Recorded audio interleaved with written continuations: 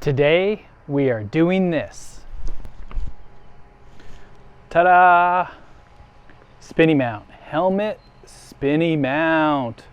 And the difference between this one that we're going to build and the other ones that you've seen is mine you'll be able to take apart.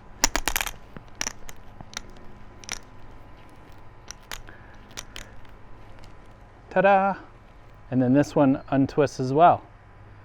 And then you can bring it to the trail and not have this huge 5-foot pole.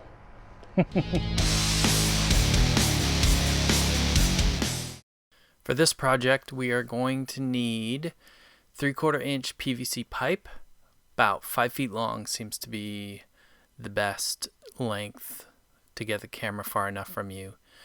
PVC cement, coupling, that's going to go in the center. You're going to need an end cap for one end. I used a 1/2 inch hex bolt, which goes through your end cap. That's going to act as your counterweight. You need a 1/2 inch lock nut to match the hex bolt, which will go on and secure the washers.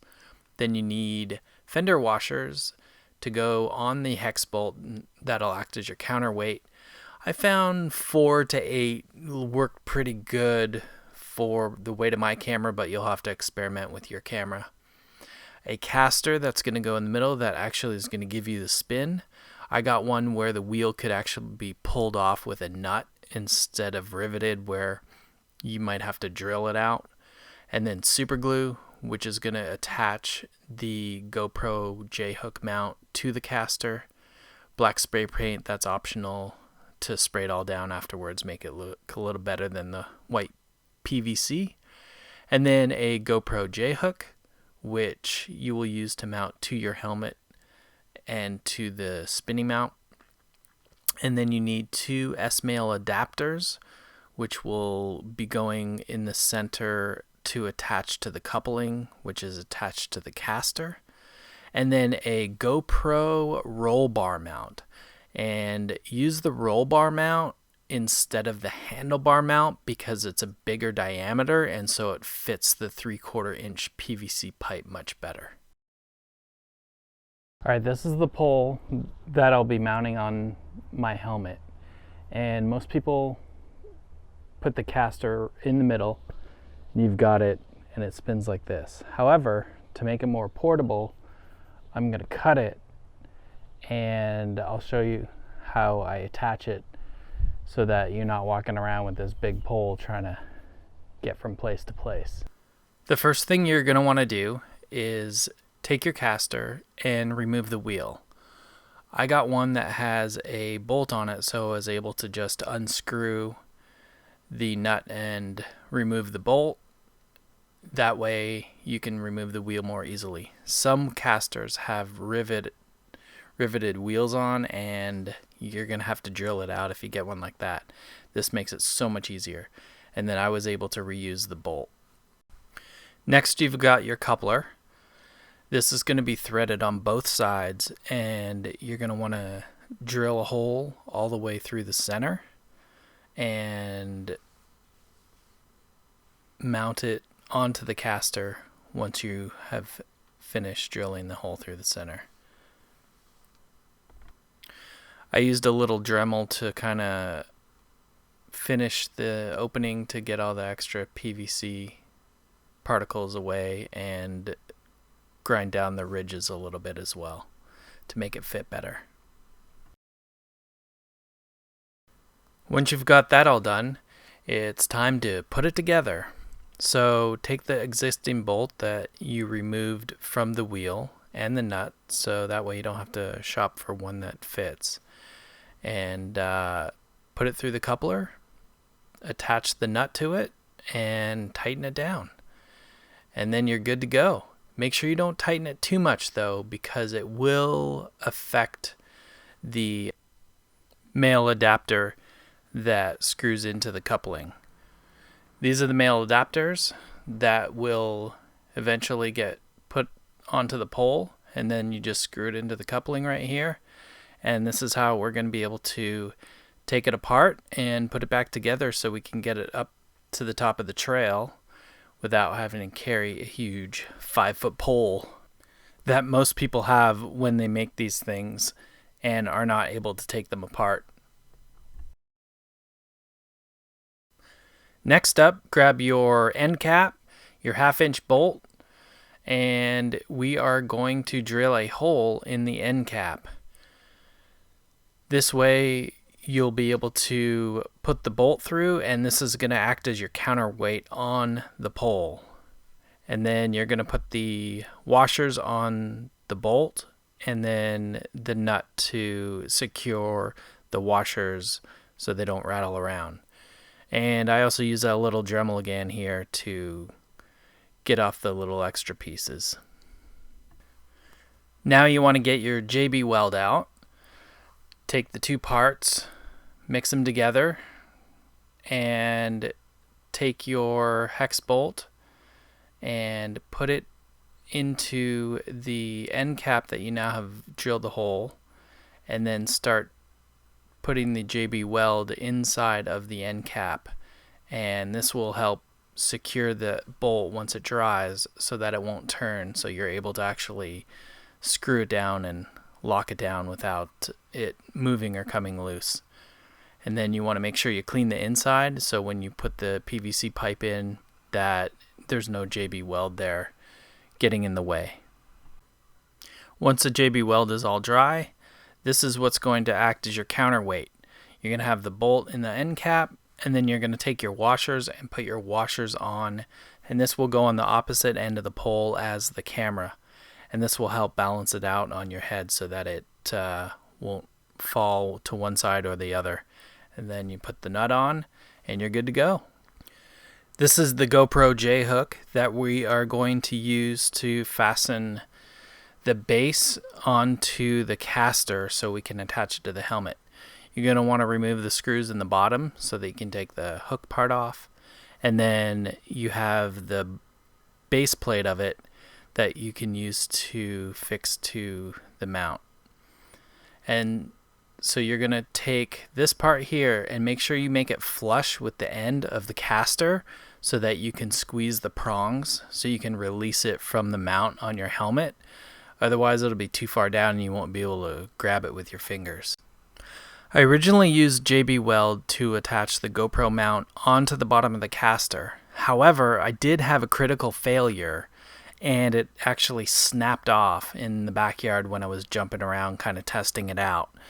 So it's probably not the best to use. I think the difference in materials maybe didn't work out so good, but I actually used super glue and reattached it, and the JB Weld kind of made a mold which gave it some structure when I used the super glue to reattach it, which was great, and the super glue seems to have worked really well, so I would advise using super glue instead of JB Weld.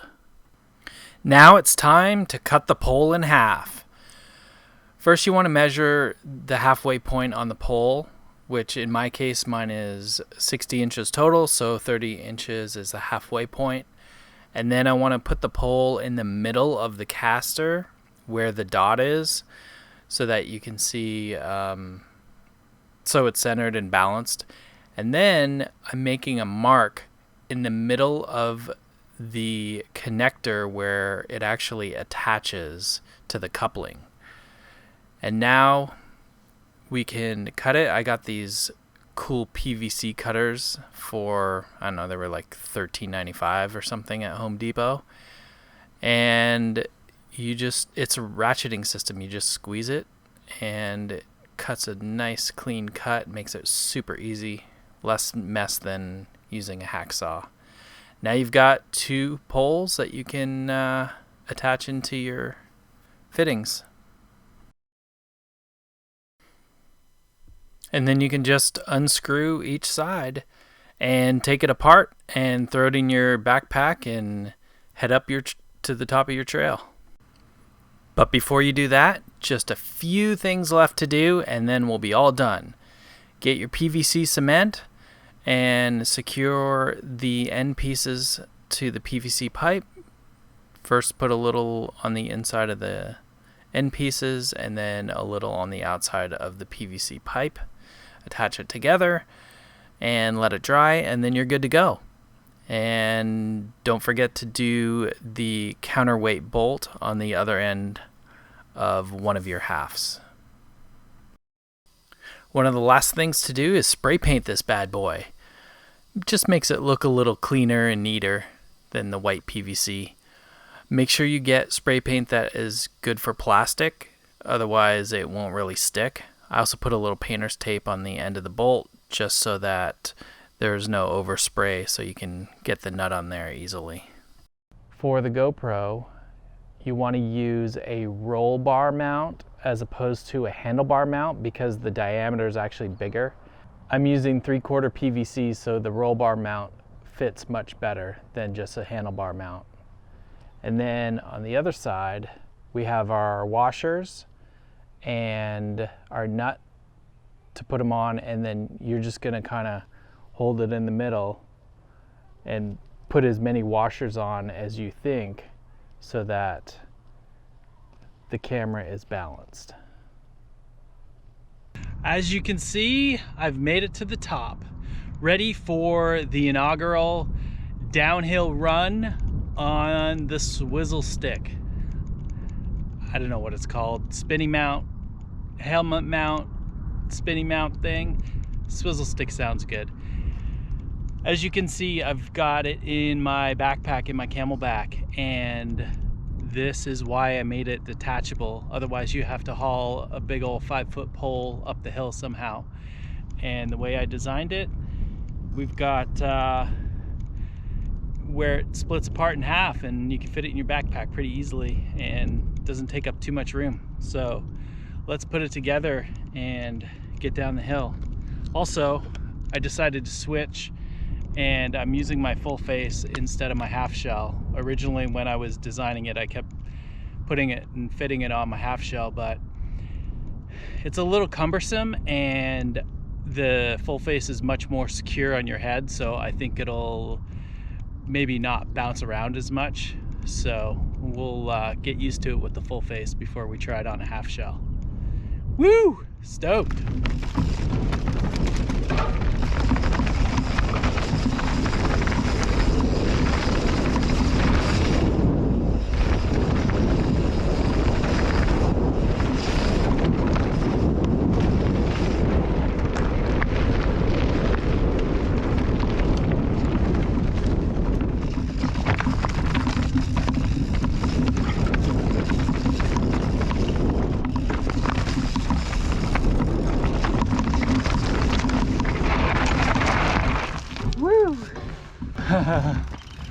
That was fun. It was a little weird at first, but once you get used to it, it wasn't too bad. Little test run successful. We'll go back up and do a full pull. All right, here we go, full pull.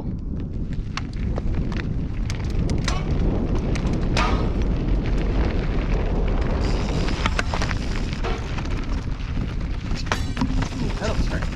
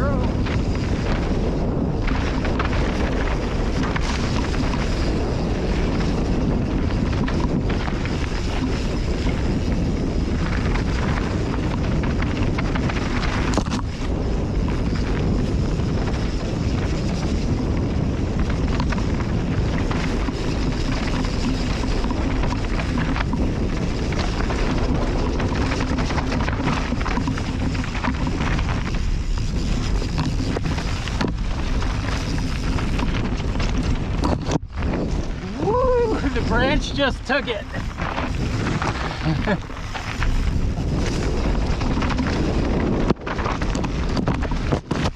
Whoa, another branch.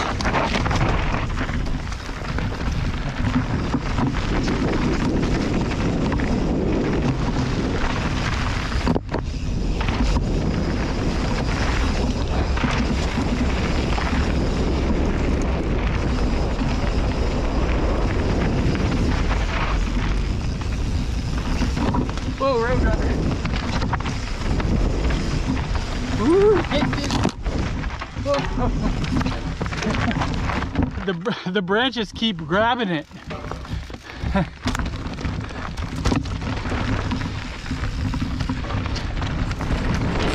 Had to stop it so you wouldn't get sick. Oh, there's the branch.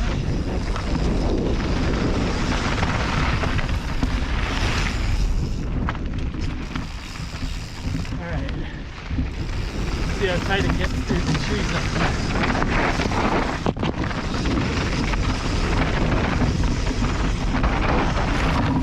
Woo! Woo! Ooh, that's a little sideways on that one.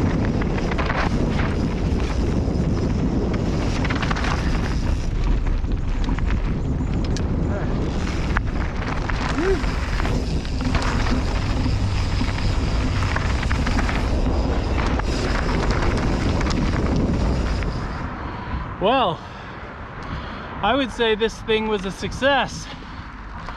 I don't know how it looked for you guys. I know it's pretty overgrown in some spots.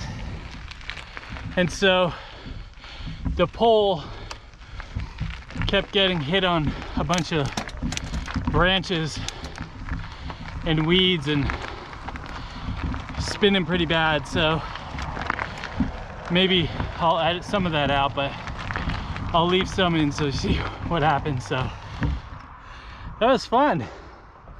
It's definitely takes some getting used to, and you can feel the weight, but once you get moving, once you get riding, it's not as noticeable. I was gonna say you don't notice it, but you do notice it, but it's not too bad once you get riding. When you first put it on, you're like, how am I gonna ride in this thing? But it was pretty good. I was able to do jumps and go down some of the steep rocky sections, and no problem. Thing kept. Another nice thing about this contraption is you brought your own selfie stick with you. See, I took half of it apart and the other half is in my hand right now. I'm using it as a selfie stick. So I like this deal where you can take it apart. I think it enables you to actually use it more frequently than you would if it was just a big long 5-foot pole.